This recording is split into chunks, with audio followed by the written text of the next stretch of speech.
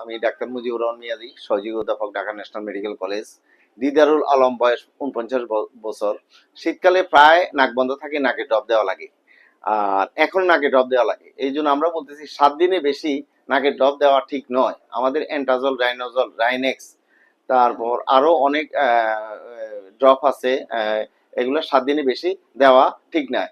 এই ব্যাপারে দিদারুল আলম সাহেব কিছু কথা বলবেন। আসসালামু আলাইকুম রাহমাতুল্লাহ। আমি মোহাম্মদ দিদারুল আলম, বয়স 49। আমার নাক প্রায় বন্ধ থাকে, বিশেষ করে শীতকালে আমার নাক বন্ধই থাকে। ওটা আমার নাকে ড্রপ দিয়ে নাক ক্লিয়ার করতে হয়।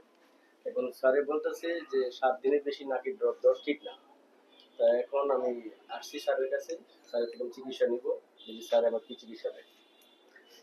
আমরা এখন নাকের নাকের পরীক্ষা করতে যে এন্ডোস্কোপি পরীক্ষা করতে যাই, আমরা দেখি নাকের এইচআইটি, নাকের মাংস বৃদ্ধি। আবার ডান নাক দেখি, ডান নাক ডান নাক দেখি এইচআইটি, এইচআইটি। আবার আমরা এক্সরেতে দেখি, এক্সরেতে দেখি আমরা এই যে আমাদের ডিএনএস তেমন না, কিন্তু ইনফেরিয়র হাইপাটো ইনফেরিয়র টার্মিনাল দুই সাইডে আছে, আবার দুই সাইডে মেক্সিলারি সাইনোসাইটিস।